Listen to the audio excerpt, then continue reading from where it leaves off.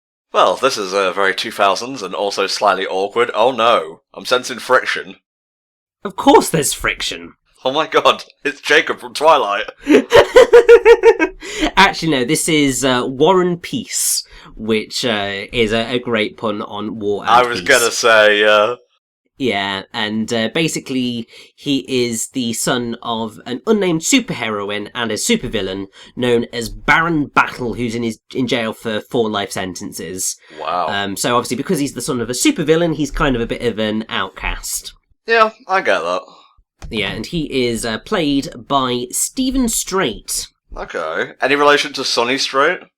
Don't bother, it's just a Dragon Ball Z reference. Okay, then, yeah, no. He's actually not been in all that much acting. I think the probably the most famous he's been in is being Jim Holden in The Expanse, which is a TV series. That's fine, we can leave it there. Oh my god, it's a good job he dropped when he did. Yeah, I told you I was going to drop the car on him. This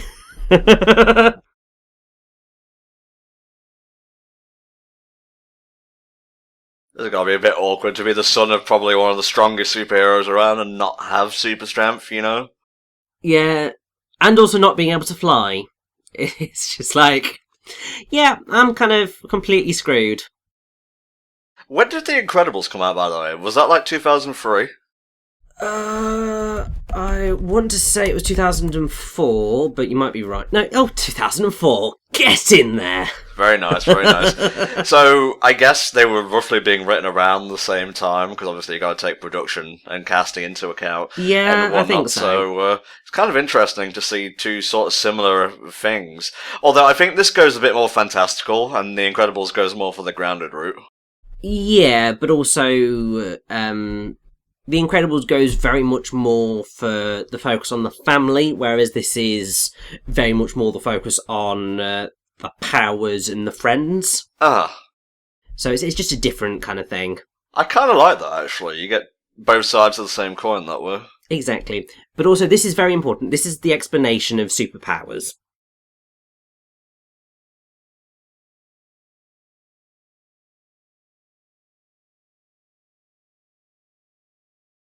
Ah. Okay, right. Ah, yeah, well. Gotta watch out for that one.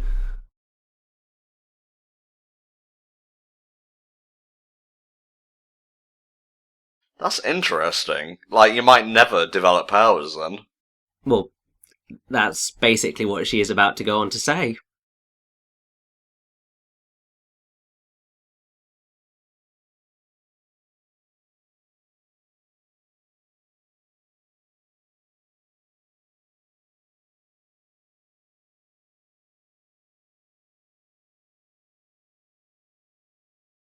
Oof. The harsh truth. Yeah, it's pretty much one of those things where it just shoots you right through the heart, just going, yeah, you might be entirely screwed for the rest of your life, but hey, we don't know. Hey, at least you're healthy. At least you're breathing. Fucking Ron. Yeah, but also, this is also why Ron's a really important and lovable character, is because he's the son of 2 superheroes, but doesn't have any powers. Oh, interesting. And so that's what sort of why he has such a love for his job and getting to help the superheroes of tomorrow, because they're sort of everything he wanted to be and couldn't. And so he feels a lot of responsibility for that. It's really sweet.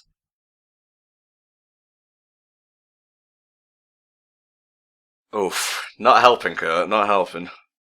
Definitely not.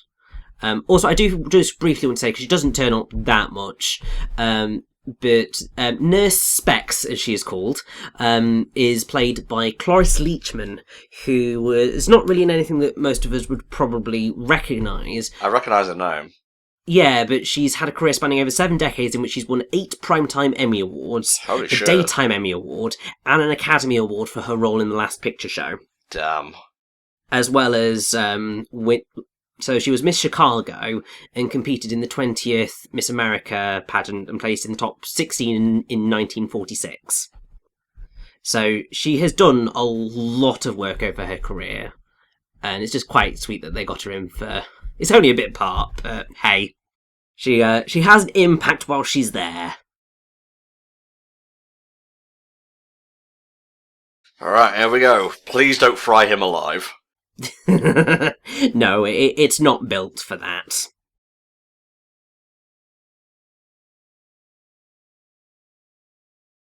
It's kind of funny how he doesn't get his own pole, so he has to sort of, like, slide in the shadows of his parents, so to speak. Yeah, although it's slightly creepy when you're just like, oh, he has to slide down his mother's pole. Richie! Hey! Kurt Russell set that one up. Fair enough, mate. By being enough. just like, oh no, this one's mine, you're gonna have to use your mother's. Whatever. What's with the castle aesthetic, by the way? Is this really necessary? Well, it's because obviously his symbol is like a castle with the parapets and stuff. Okay, fair enough. Yes, and also he's got a whole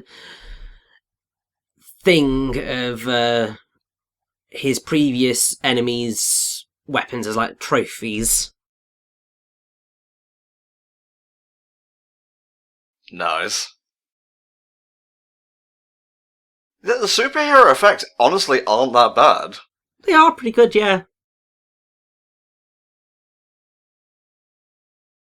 Well, yeah, I think you're kind of having your arm around your proudest possession right now, honestly. Well, the argument with that is that Will isn't technically his possession, it's his son.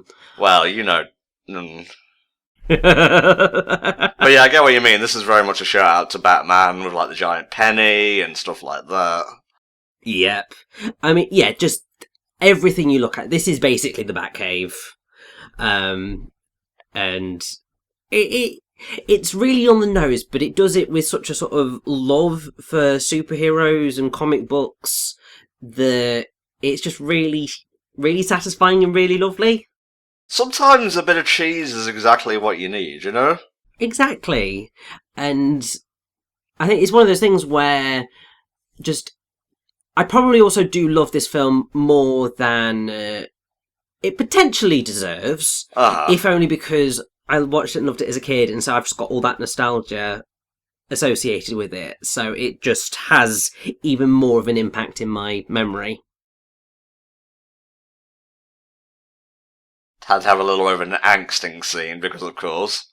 Of course, and obviously this is please, please, please, please let me get what I want. Originally by the Smiths, but sung by an indie rock band called Elephant. Oh, I wish it actually was by the Smiths. Yeah, that would have been good, wouldn't it? Not so subtle use of the song, by the way.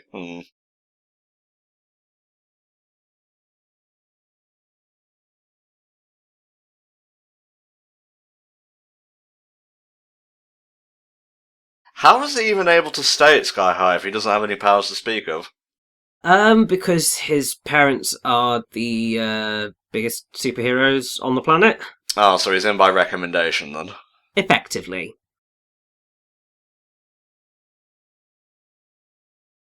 Life will give you lemons, don't worry about it.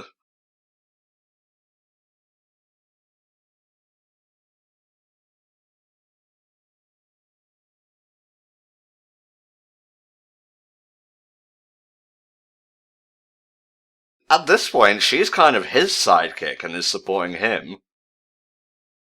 Yes, but it kind of goes in that whole thing of your powers are what you want them to do. That sentence didn't really make any sense, but you sort of got what I was going with, didn't you? Oh no. What the fuck? Oh yeah. This is going to get even more awkward in a second.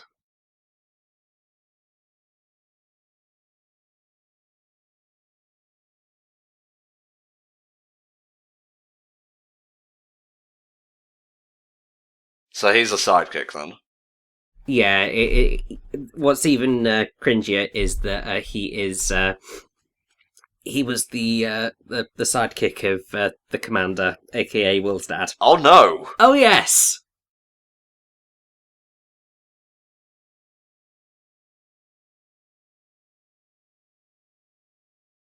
It's not a bad name, honestly, at least for a superhero. Yeah, it could be worse. But yes, All-American Boy, or Mr. Boy, as he's called, is played by Dave Foley, who we people would probably most recognise as being the voice of Flick in A Bug's Life. I thought I recognised that timbre. I had one of those moments just going, wait a minute. Oh my god, it is him. Bug's Life is probably one of my favourite, least good Pixar movies, and I'd probably put it in the bottom middle, rather than, like, in the lower tier. I would say A Bug's Life's pretty underrated in the grand scheme of things. Like, it's a pretty decent film, it's probably not as good as, say, some of the other Pixar films, but it's decent. Wow, what's worse, not having any powers and being the son of Commander, or Commander never mentioning his sidekick to his son? Yeah. It just gets even worse. I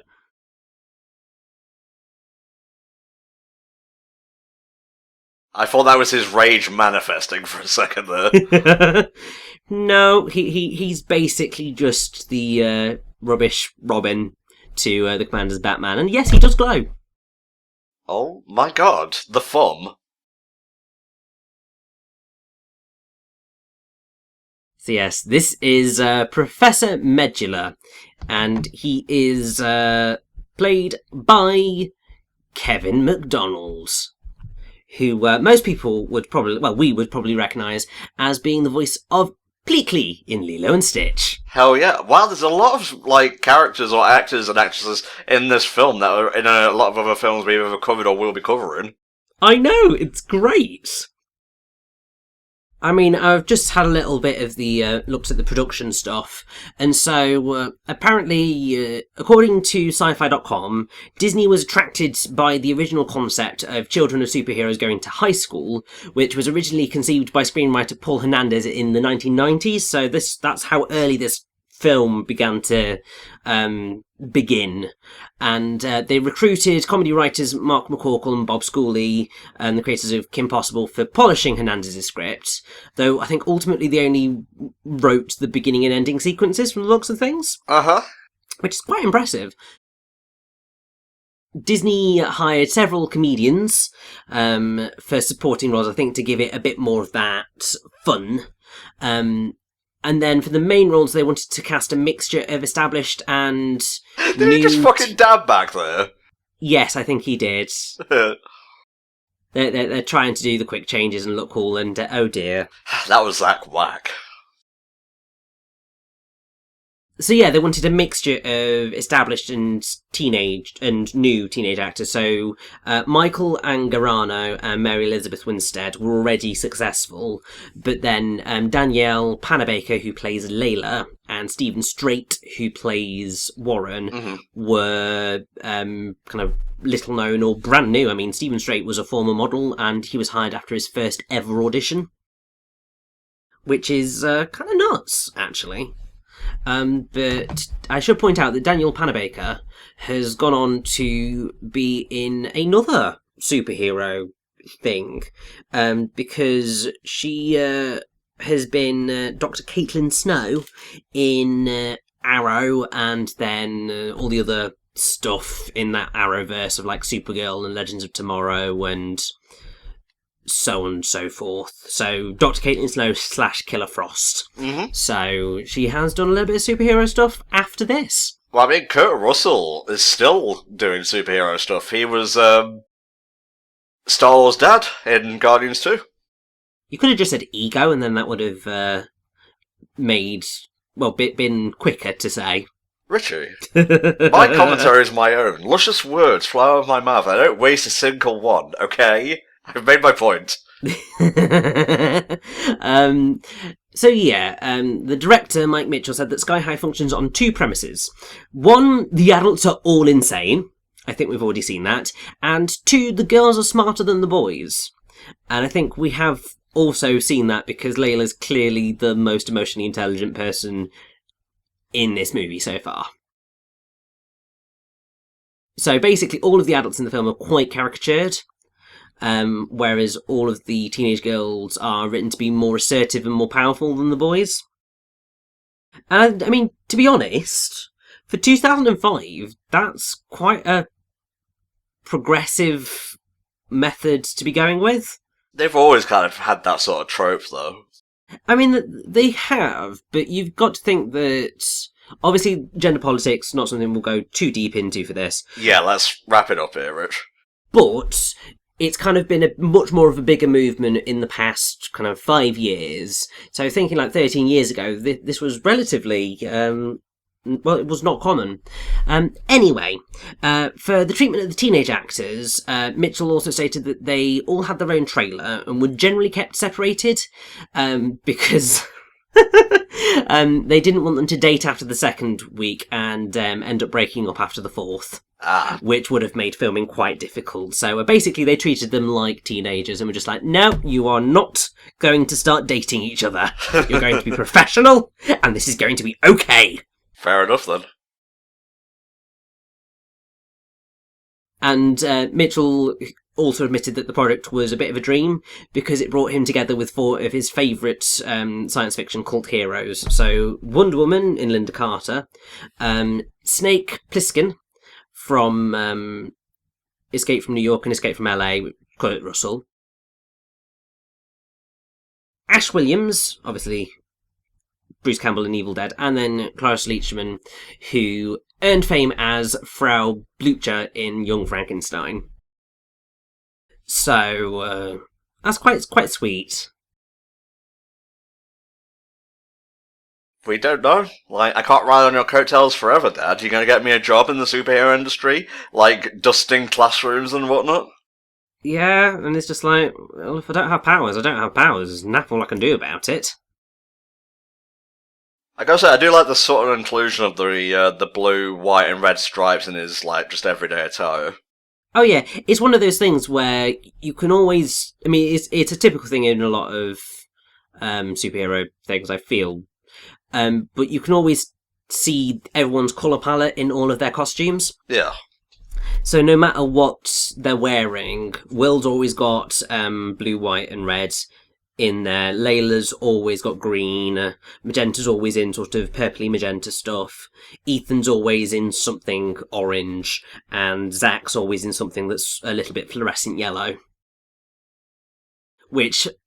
I mean, in terms of fashion choices, it's just like, oh boy, this is very noughties. And I'm sure they'd look back at these now and just go, oh god, what was I wearing? But hey.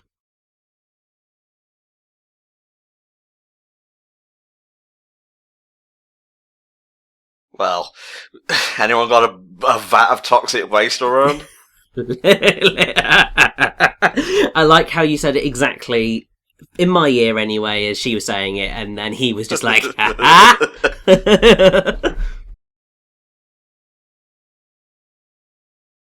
Oh, just rub it in, why don't you?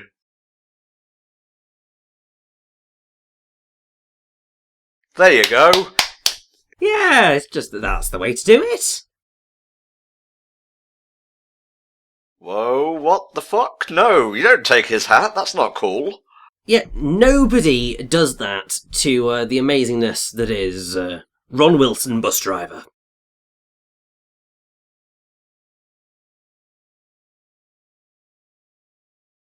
We haven't explained the bully characters yet, mate. No, I haven't. So we have Jake Sandvig and Will Harris as Lash and Speed.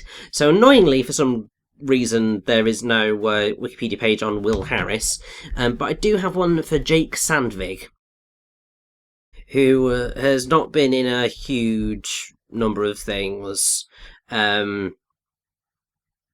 he was Anson in Easy A, and that's probably his only other big role.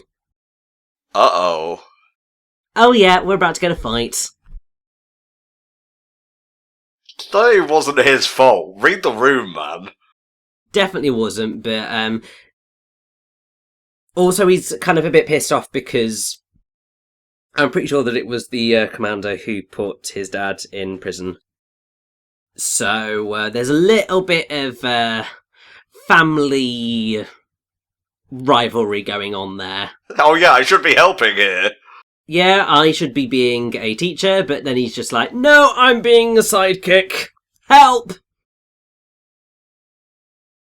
Yeah, I'm starting to see what you mean about all the adults being caricatures. Yeah, they're all completely ridiculous, but I mean, it's something that's actually very similar to if you look at a series of unfortunate events in the books and in the Netflix series, and I mean, even in the film that was awful but still cheesy enough to be passable. All of the adults in there are just absolute idiots and nincompoops, and it just sort of makes it that your focus is then on the kids and seeing them overcome all sorts of challenges where really an adult should be there to help, but because the adults are useless, they have to do it themselves. Gotta say, I like this guy's power set. I don't know why, but just something about it really appeals to me. It's lit, I agree. You've ruined it. You've ruined it and I'm leaving.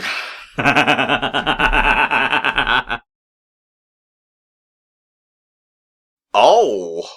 Ta-da! He does have powers, because of course he does. Oh yes.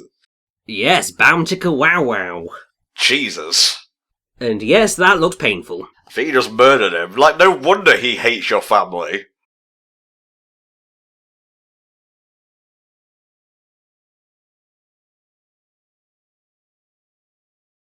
Uh-oh, round 2, here we go. Well, I mean, at least now it's a bit more of an even fight. I'm gonna punch the fire away.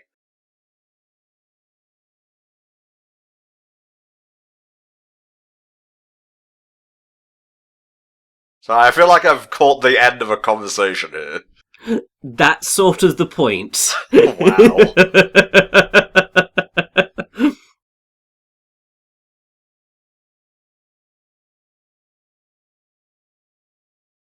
Yeah, you've done that 50,000 times. I'm not really scared of it at this point. No, it's just like, actually do something with your fireballs if you really want to.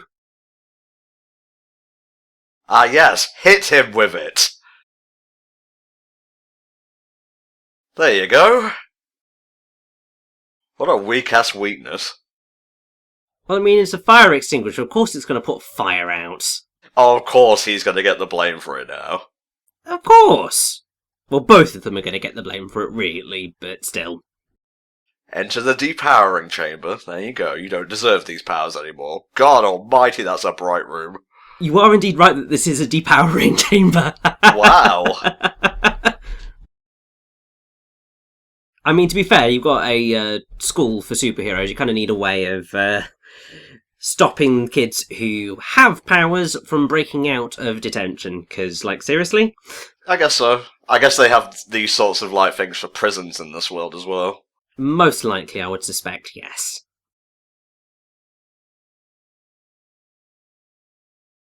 You're gonna stay in here until you learn not to go turbo. Exactly.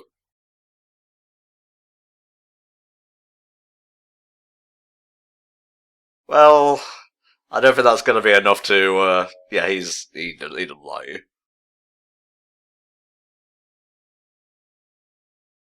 You didn't win the fight, though. Indeed, although to be fair, Will only won because Layla threw him a fire extinguisher, so... He was doing fine up until that point, though. And it's true. And also, that is going to take some work to fix. Dude, do you know how often they go through doors in this house? It'll be fine.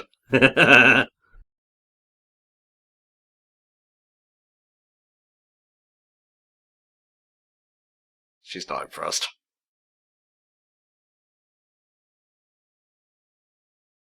He's getting the disappointed parent look. Ooh, I wish they'd just shout, this is worse.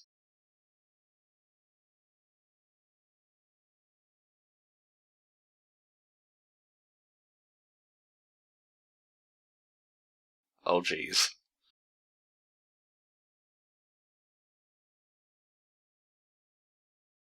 he gonna kill him? What's with this atmosphere? Oh, okay. He's rewarding him for his behaviour. Basically, yes.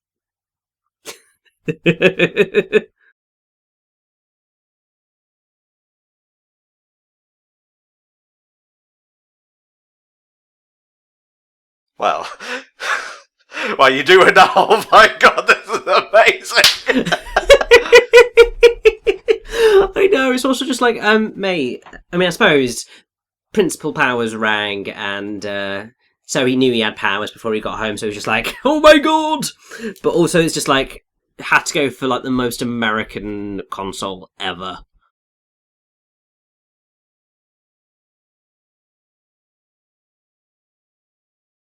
I'm pretty sure he's going to be moved up to hero class post haste.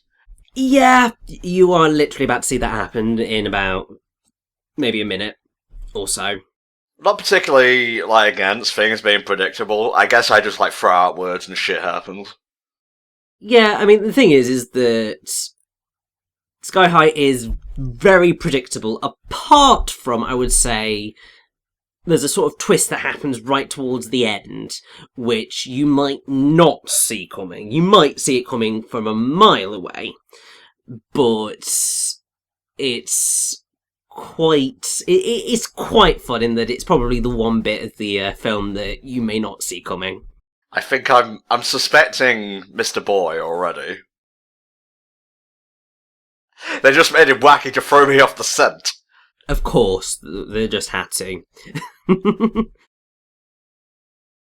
So yeah, whilst, you know, he's going off to be a hero and leaving his sidekick friends behind, Sky High actually did relatively okay. Mm-hmm. Like, reviews were generally favourable.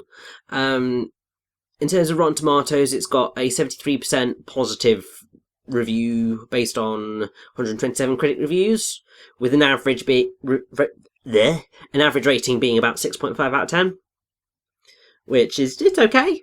And the critical consensus is that this highly derivative superhero coming-of-age flick is moderately entertaining, family-friendly fluff. Yes. Which, yes, that is entirely what it is, and that is why it's delightful.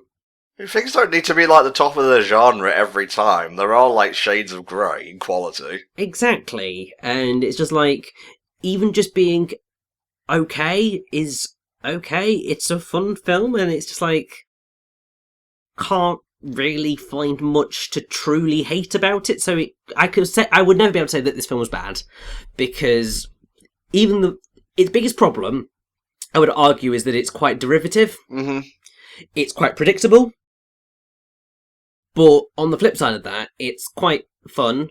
It's surprisingly funny. There are some great jokes in here. It's got some great actors with some great over-the-top performances, and just everything about it's pretty glorious. Thankfully, commercially it was a success, and on its estimated budget of $35 million US, it earned just under $64 million in the US alone, and another $22 million internationally, bringing the total to just over 86 million. Okay. Which is not bad. And apparently, I don't know how much I believe about this. Part of me is kind of just like, oh, I'm suddenly piqued in my interest. In November 2016, it was apparently announced that Disney is developing a sequel to Sky High. Interesting. And that the film is in very early development stages. Although that was in the Hollywood News, so I don't know exactly how much I trust it. Yeah. And it was in an article that said, story writer revealed for DreamWorks' Shrek 5. So part of me is also just like, oh, for the love of God, please don't let Shrek 5 be a thing.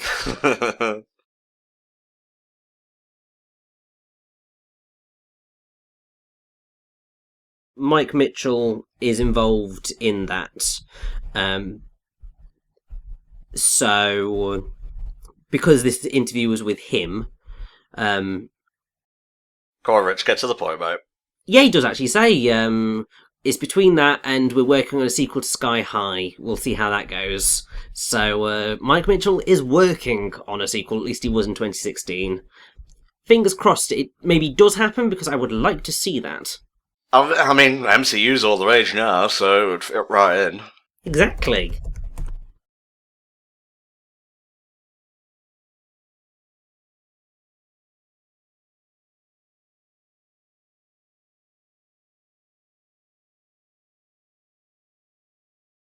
At least he's aware that the clique he's running with now isn't all it's cracked up to be, you know? Exactly, but then also, there's I believe it's Gwen, who's Mary Elizabeth Winstead's character, is pretty much got the hots for her. So yeah. Break them in two! Make it so it doesn't happen again! Yeah, but also they'd stuck Zack in there, of course. And it's just like, guys, how do you think you're going to get away with that one? Because he clearly, obviously glows.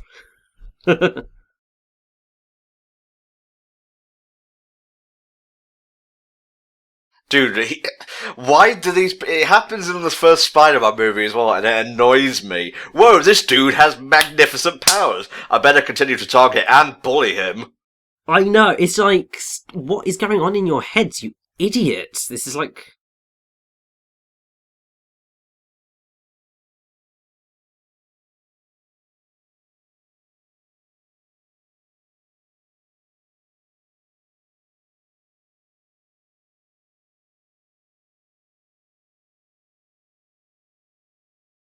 It must, Richie. The donking must cease. It must! And also, what a transition that was. It was pretty good, yeah.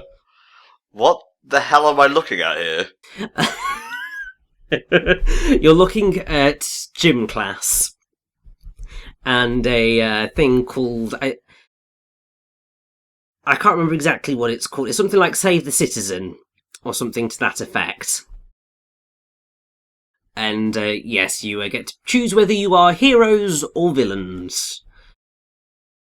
Dude, why aren't they scared of him now? What happened to make them not scared of him?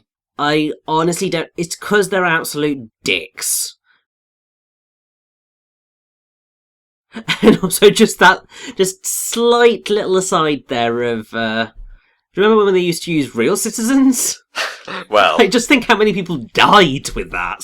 Yeah, that's probably why Sky High got some of its benefits taken away. Probably. It's also part of probably the reason why they had to throw it up in the sky and make it a bit of a secret, because... yeah, murdering civilians to teach superheroes how to save the day, probably not the best thing in the world.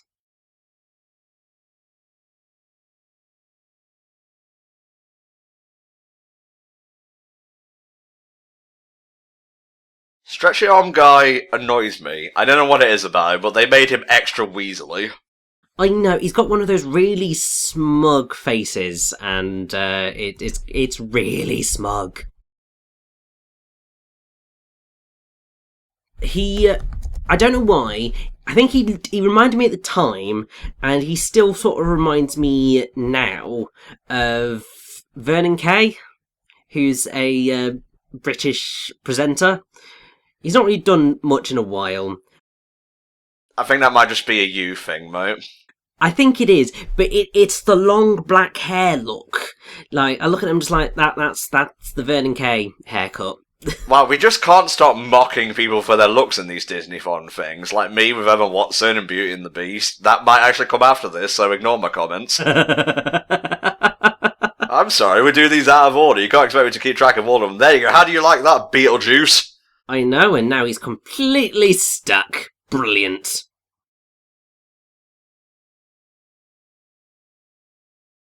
Although, Speedy McSpeedster there is going to be a bit of a pain. And also, he's going to try and kill Warren, which is definitely not a good thing at all.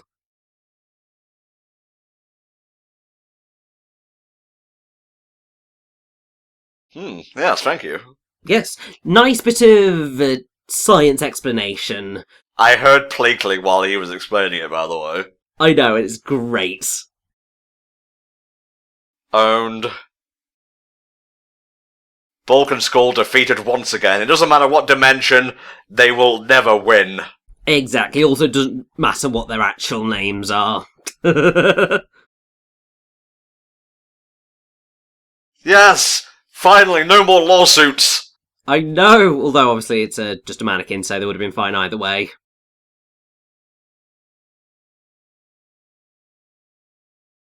Okay, I guess I'll take all the victory and praise and kudos for this one. Well, why not? It'll make him happy.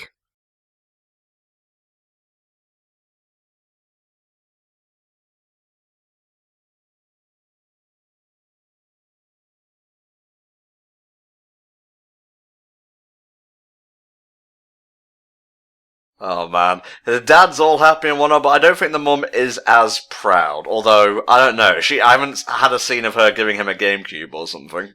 Well, no, she's much more the responsible parent. I mean, obviously, going with the principle of the women are smarter in this film than the guys, it kind of makes sense that she's also the parent with her head screwed on a little bit more correctly, rather than praising her son for flawed decision making. Right.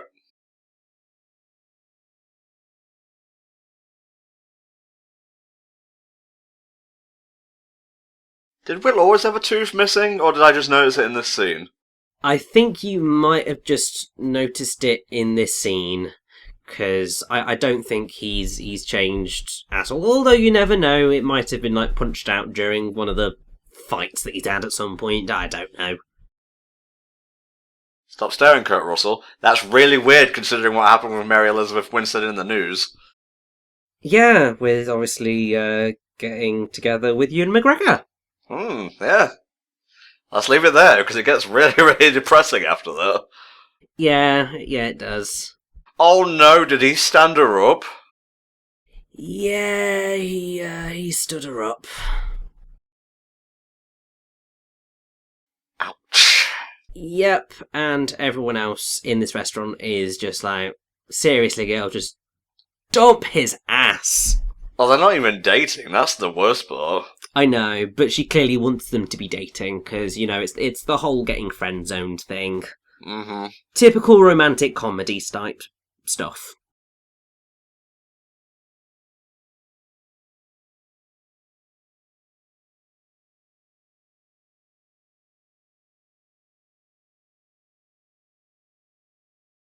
Huh. That certainly would draw up some support for Sky High, I suppose. Oh, definitely, and I mean, also it'd make the homecoming party just that much more fun. I mean, like, the two greatest superheroes ever, they're, like, seriously, it's like having celebrities everywhere. It's great.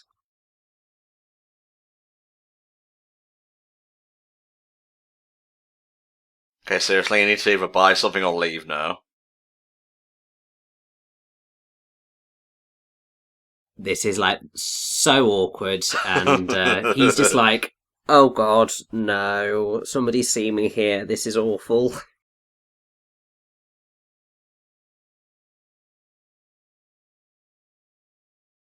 Very cute. But yeah, this whole scene's actually quite sweet. I mean, it has a very nice, contrast to it, because you have grass powers, you have fire powers, and usually those two kind of archetypes don't get along. Pretty much, yeah. But also you've got the contrast of the Stronghold family and Gwen, and just the general insanity. It's all very forced and fake. And then you've got Layla and Warren, and it's just very, very real and raw and grounded. Mm-hmm. And you just got that contrast. Also, the contrast of the colours, because you've got a very blue house and the very red Chinese restaurant. There's the law we established earlier in the film, Rich. Yep.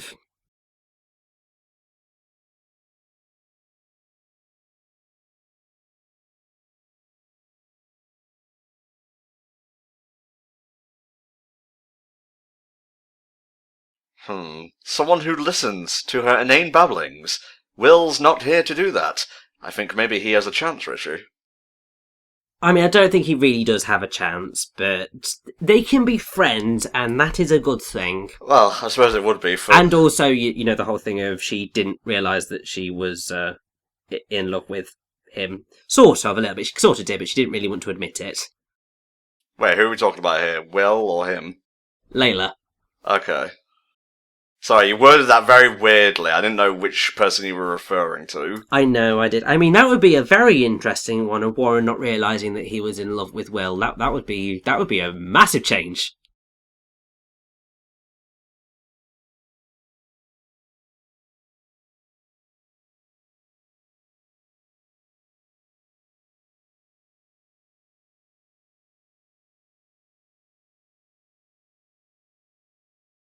I'm gonna assume that roughly means get the fuck back to work. I would also assume so. They decided not to give it a subtitle, so it's not really that important exactly what she said.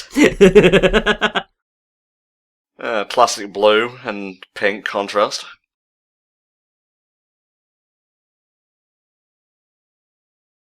Well, you know. Oh, could this backing music be any more stereotypical? No, it could not, and that is why it is so incredibly perfect. And this is the Spandau Ballet song, although I believe it's performed by the Carey brothers instead of Spandau Ballet. I don't know why they didn't just use the original songs, but hey. Yes, I see you've tried to be getting on with my daughter. Get inside, daughter, yes. Yes, indeed. Well, that was awkward.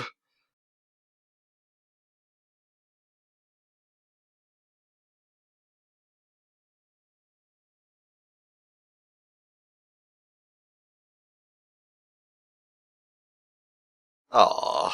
She's a harlot and will probably be revealed as a villain later in the film.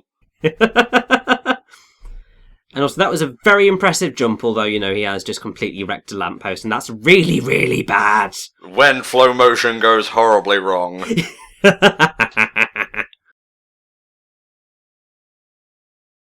Although he's very lucky that, that's... Well, I was about to say that went up and it was all okay, but clearly not. Look at this fucking nightmare tier henchman here.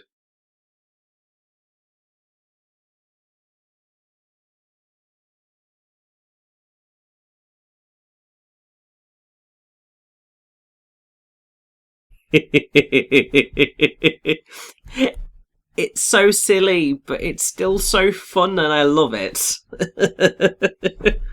So they're not revealing the dude's face, so I'm putting together a list of suspects in my mind right now. Okay, do you want to list off who you think the suspects are right now? Well, number 1, Warren's dad, maybe broken out of prison. Number 2, Mary Elizabeth Winstead's character. Mm-hmm. Number 3, Mr. Boy. Yes. And that's my top 3 right now. Okay. We shall see where this goes. Okay. The only thing that I will say is that the voice of our villain here is actually Patrick Warburton. Interesting. Very nice. Yes. Who is obviously amazing and has one of the most amazing voices ever.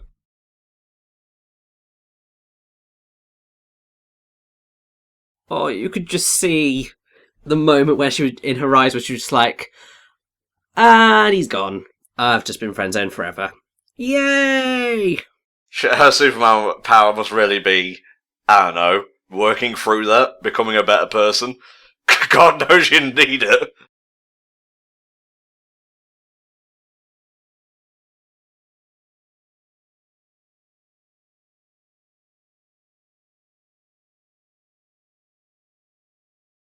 Well, dude, you weren't there to ask her, so you can't really be mad that someone else got in there first. Yeah, definitely not, especially considering, he's gonna be going with Gwen, since, she's the one that he has the hots for. So, yeah, this is just gonna get super orcs very quickly.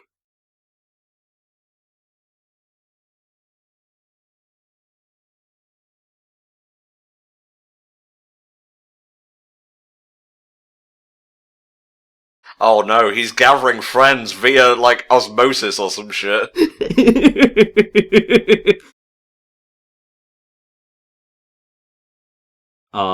This is also quite a sweet thing of just, the hard guy outcast just having all of his edges just smoothed away by the sort of realization of, Oh god, I have attributed, well not attributed, but gathered a whole bunch of friends, and I don't really want them, but it's kind of nice, and this isn't necessarily the worst thing that's ever happened to me.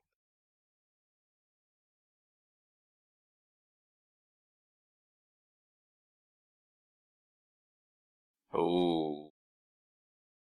Oh, okay, well. That turned around as quickly as it started. Another delightful derivation of common tropes, but still. It works! I think you mean subversion, by the way, not derivation. Well, no, the. Oh, wait, that's the same thing, they're synonyms.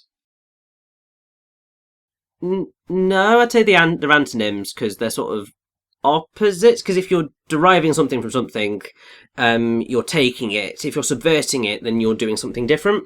Okay. Antonyms? What are these? Synonyms for ants? Sorry, I was just putting in mind of Zoolander for some reason. Oh, Jesus Christ. I mean, I will say, like, I'm looking at this and I'm just thinking about a film that's come out on Netflix relatively recently when we're recording this commentary, which is, I think it's To All the Boys I've Loved Before. It's kind of become a little bit of a sort of cult, very popular thing on the internet, because it's like a proper full-on rom-com, and it's just really sweet, but it has the same sort of ploy of someone getting it on with somebody else purely for the purposes of pissing off the person that they actually quite like. Uh-huh. Although in that one, it's a slightly different kettle of fish. In that film, it's more love blooms, whereas in this one, it is purely they're using each other for the purposes of pissing him off. Don't start a relationship through manipulative means. It will never end well. Unless it does, but generally it's not. Don't encourage this shit. Jesus, Richard.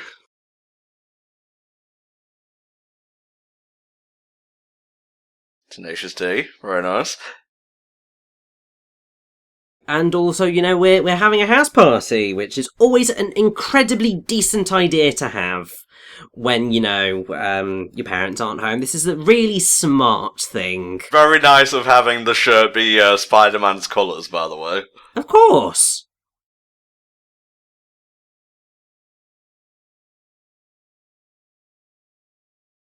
Yeah, I gotta display my powers all the time, man. My big dick energy cannot be maintained.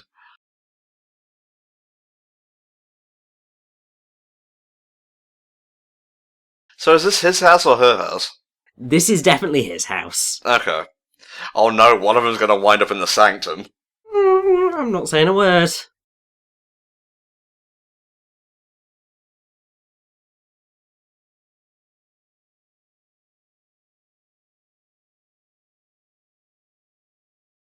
Also, I don't know why they invited those assholes like Lash and Speed. Like, seriously, those guys are the biggest dicks in the school. Maybe they just turned up and, like, blended into the crowd.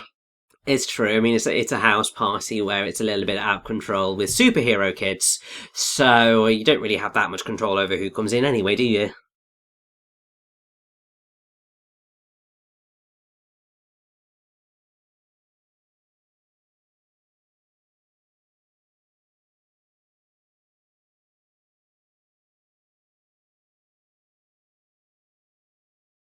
I mean, there's one way of putting it, but I mean, you're just being a popular girl bitch at the minute, Gwen, and that's not okay. No subversions of this trope, then. Definitely not.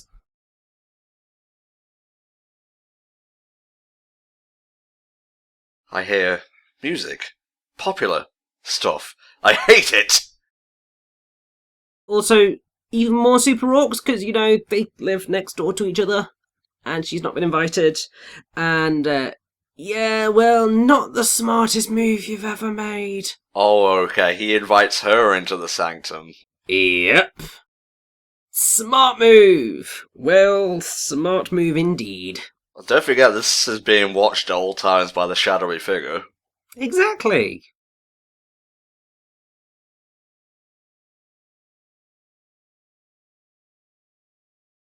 Did you see it, Tom? I saw it, I just didn't want to comment on it.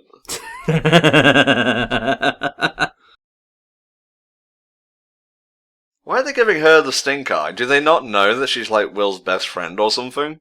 Well, yeah, but she's one of the uncool hero support kids, and they just don't like her. Because she's distinctly uncool. Wow, he's completely whipped. Yeah, he really is, and she's going to go full-on mean girl right now.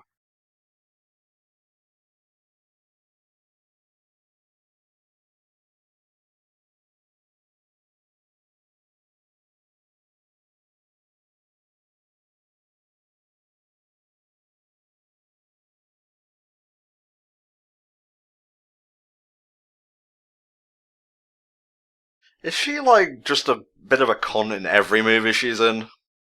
I don't think every movie, because she's in Final Destination 3, I think, and she's not that much of a cowbag in that one. And also, she's really not in 10 Cloverfield Lane. And also, I mean, not really in Scott Pilgrim vs. the World either. She's just a little bit distant, and obviously there is a very specific reason why she is frequently quite distant.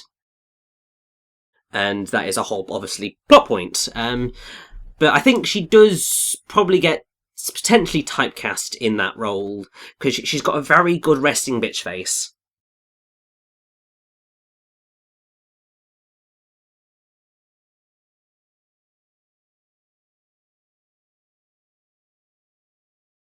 There you go. The receipts. Just chuck her out, Will. You deserve better.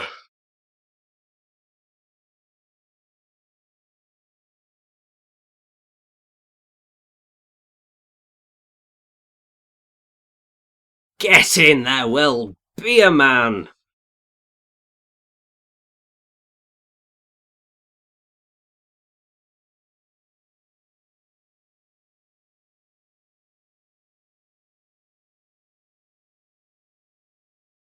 Wow. Not the best comeback, but maybe you don't need the best comeback.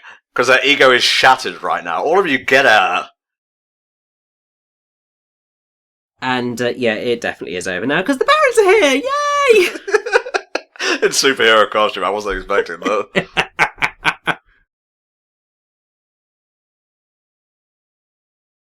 You didn't invite us.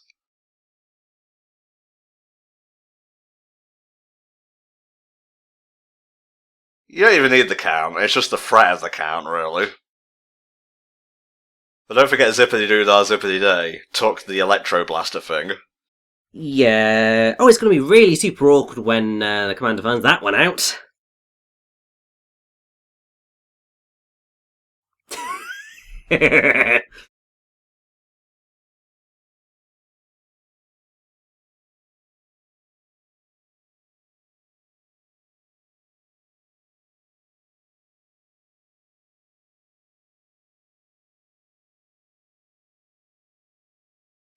Well, gotta keep up the family image, I suppose. It's true, but, he doesn't have a cool outfit to, match up with that. And also, he didn't do the natural fists on the waist maneuver there, so I don't think he's quite in there.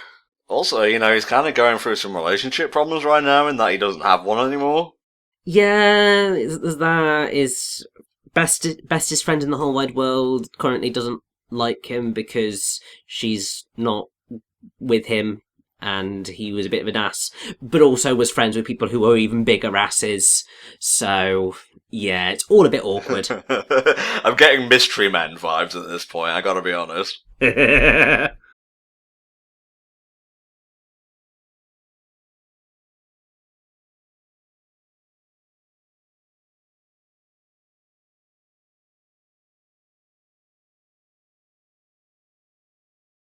Well, that's the end of that chapter.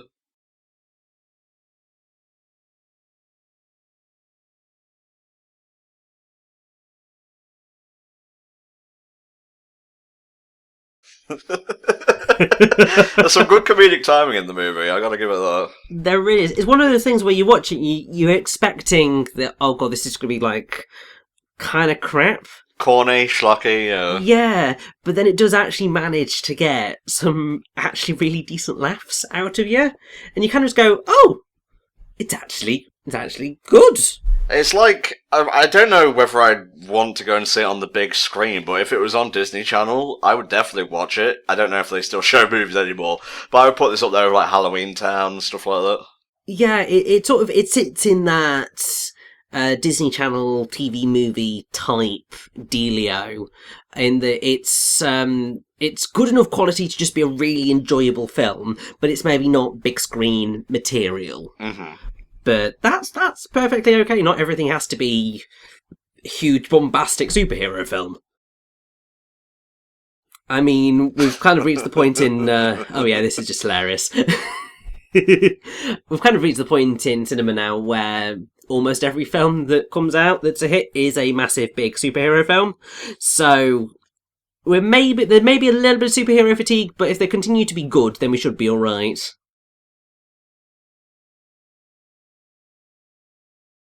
You didn't even do your hair and whatnot? No, he did. He sort of straightened it a little bit, and he's wearing a tux. So, I mean, he's dressed up a little bit more than he would have done. Well, he's technically dressed as a superhero. Well, sorry, super villain, because it's his dad's tux.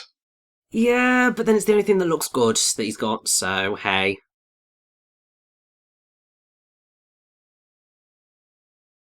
No, because I'm perfect, son.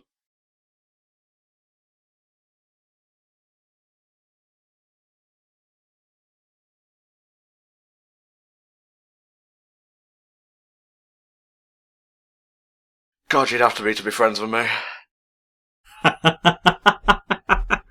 Just saying, just saying.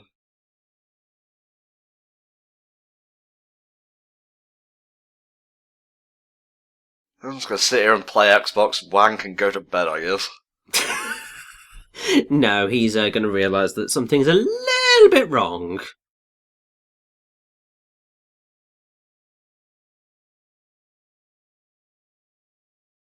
Huh.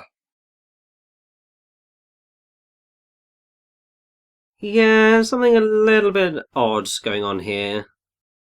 Yeah. How could she be there, but here as well? And how could that be there but not there?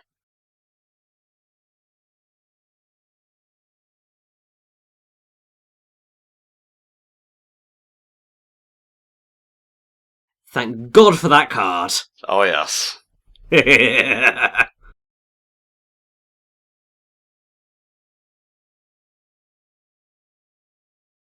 the Stronghold too, damn it, it's just not as profitable. I know.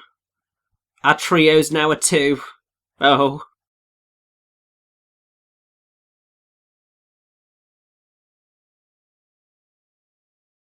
Also, I like how they are the only people in their superhero costumes at this homecoming dance. Really super awkward, that. Mm-hmm. I can't not hear Pleakley. I can't not hear Pleakley either, and it's delightful.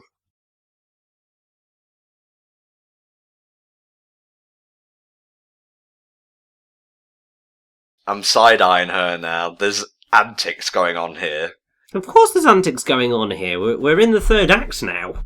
I mean, we saw her powers earlier. They're like magnetism and whatnot. Yeah, she is a technopath. She has the ability to control technology. Oh, shit. Yep, knew it. Yep. We've just gone... Oh my god, now it's becoming a little bit schlocky. Brilliantly schlocky. Like, seriously, this is brilliant.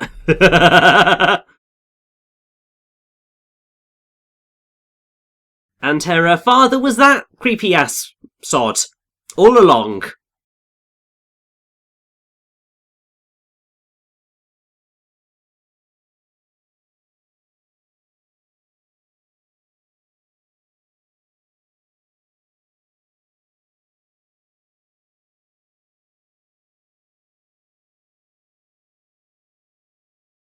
Kablamzo. So, yes, this is what the pacifier does.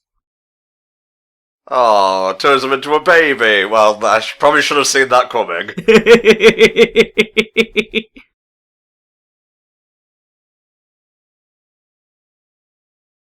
Good sidekick. Very good sidekick maneuver there. Give it a 9 out of 10. Yeah, although, really, don't turn your back to the villain.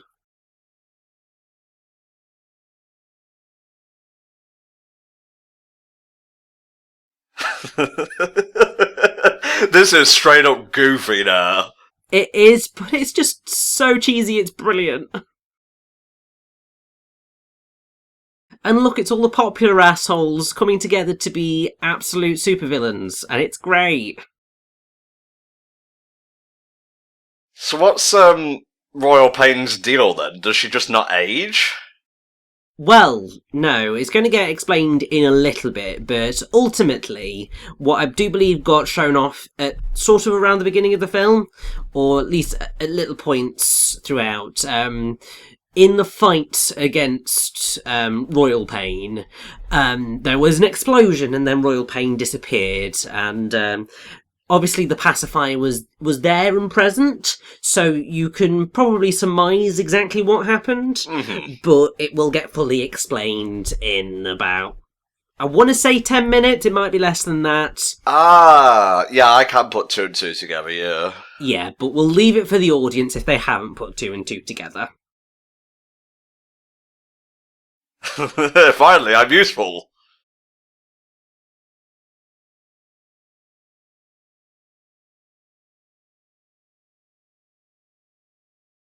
Thanks.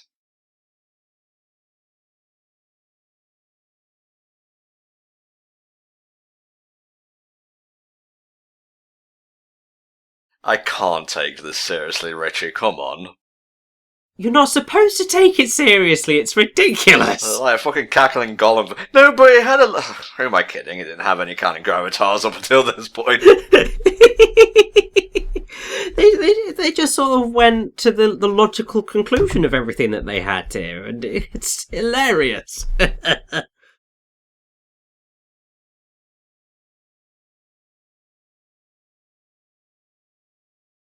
you go. That's the lesson. Good night, folks. Exactly. That's all we needed, was just him to realise that him getting powers sort of made him that popular kid asshole, and Oh.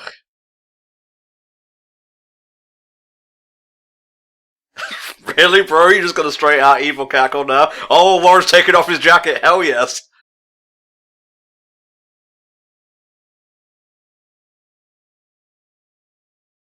Nice.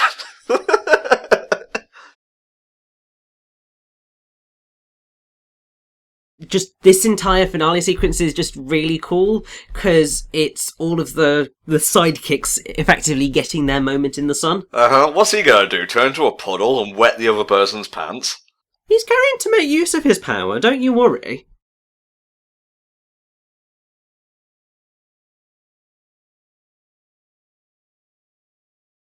Nope. Oh, Jesus.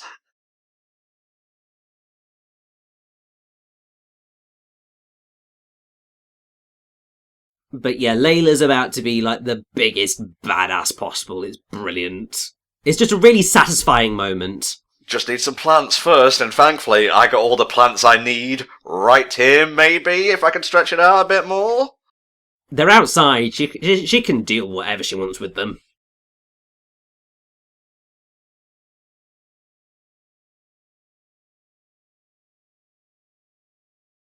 Nope.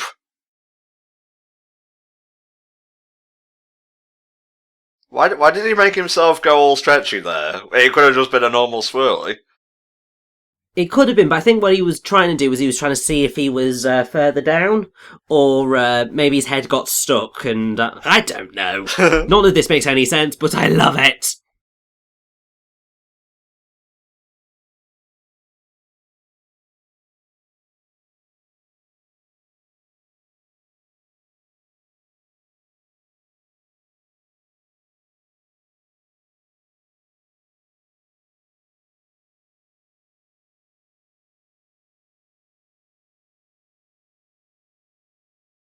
Ah, I see, and that was the pacifier's use.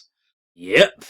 And I love that she's having a full-on evil villain monologue right now. It's like, it's so cliche, but it's just like, I'm just living for this right now.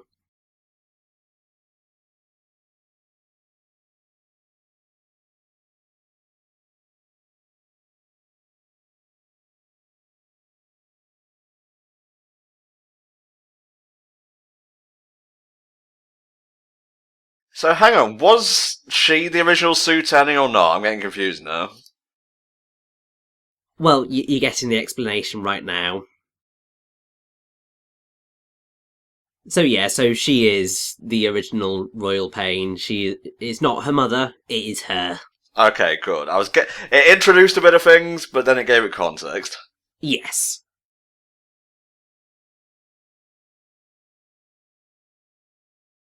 Yep. My response as well if I was in that situation.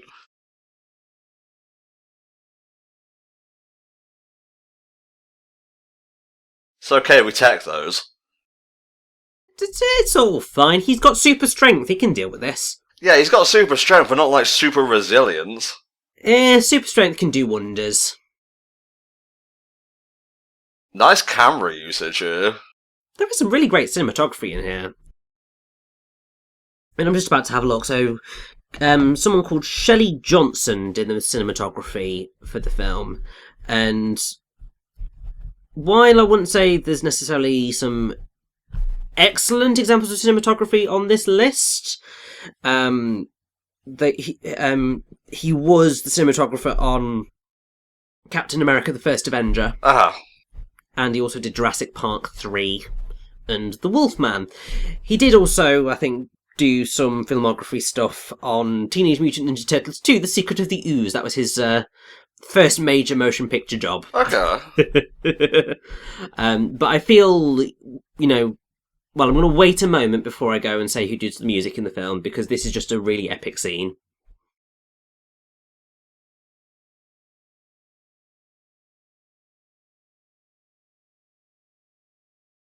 The power of plants! Why wouldn't you just go after the original? This seems like a waste of energy. She's got plants that can do all that for her. And also, I don't think it's necessarily fully explained what Penny's, I think her name's Penny's, abilities are and how it all works. Okay, fair enough. But hey. So yes, the music for the film is done by someone who has done some phenomenal soundtracks over the years. One, Michael Giacchino, who most people would recognise for doing quite a lot of Pixar stuff, including The Incredibles. Yep. Coco, Inside Out. He's also done the soundtracks for Spider-Man Homecoming. Oh, yeah. Zootopia, Star Trek Beyond, the Dawn of the Planet of the Apes films. He's done some Mission Impossible films. Just generally, he is an amazing composer and one of the best in the business right now.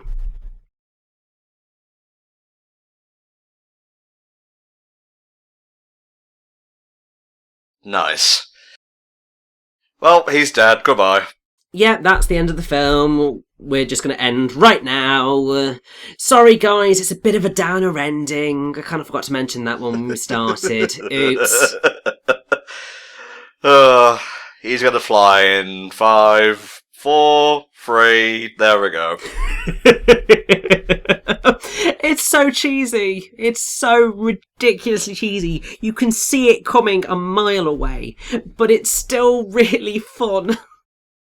Oh, Jesus. That was a little bit harsher than need be. God damn. Well, she totally deserves it. Okay, so now how do we stop the thing falling out of the sky? Well, we're gonna see that in a second.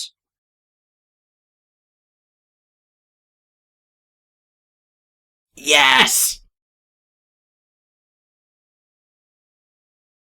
Hell yeah. You see, I told you, he's one of the highlights of this film, Ron Wilson, bus driver. He's brilliant.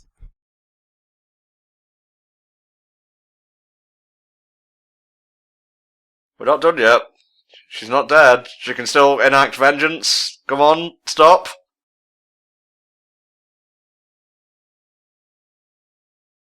And now it's time for Commander Junior to actually lift up the school. Yeah, basically. Jesus Christ, Tom. Well, maybe it's the film's fault, maybe it's my fault for being too savvy, I don't know. It's a superhero film that's just playing to its tropes. It's just like you can see it coming a mile away, but it doesn't make it any less fun when it actually happens. I guess so. I think I've just been spoiled by, like, modern superhero movies and whatnot, though. Well, I mean, yeah, I mean, pretty much ever since the first Iron Man, we've just had a string of really well done, grounded superhero films, but also kind of just point out, oh my god, it's Tom Kenny. I was gonna say, what the fuck are you doing in this movie? I know! His wife is played by Jill Talley, who voiced Karen in SpongeBob SquarePants. Obviously, Tom Kenny, most people recognise as the voice of SpongeBob SquarePants. Uh-huh. And also, they're actually married. That makes even more sense. Well, there you go.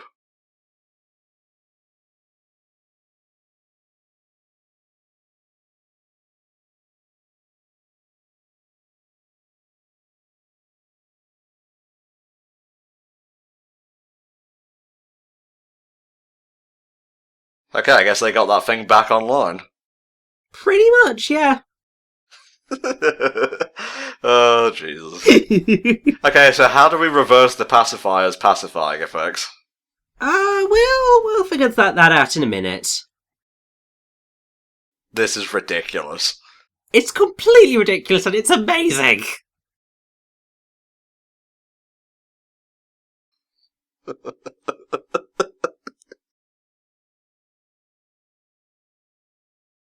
Oh, Jesus.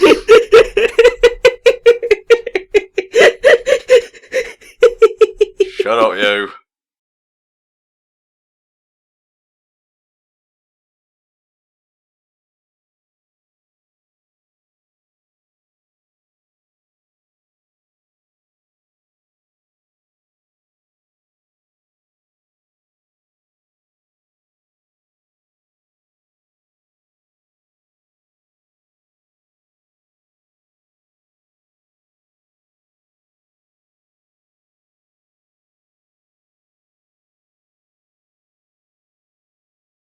Well, as long as we're all fuck-ups, that's what counts. If it was just you, yeah, it would all be on you. Yeah, I mean, there is that extra bit of just like, it's okay, we're all fucked up.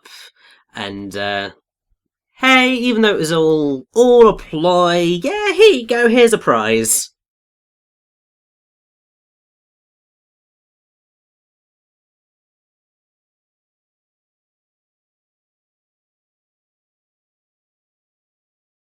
Oh, shit.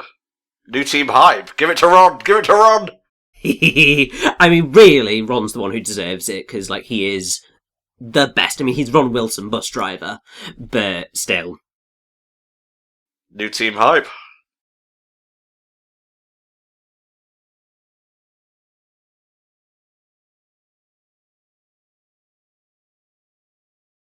Oh, he finally got recognition. I know, and I bet he's just like, oh, I just got kissed. By a superhero, no less. Hell yeah.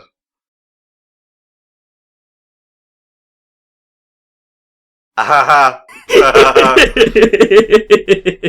So why is he in there? Does he even have superpowers?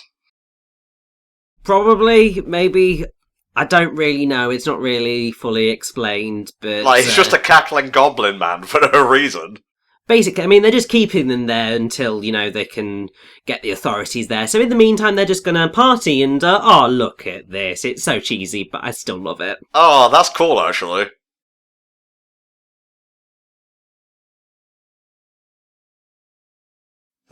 He was ready for that. Of course he was ready for that.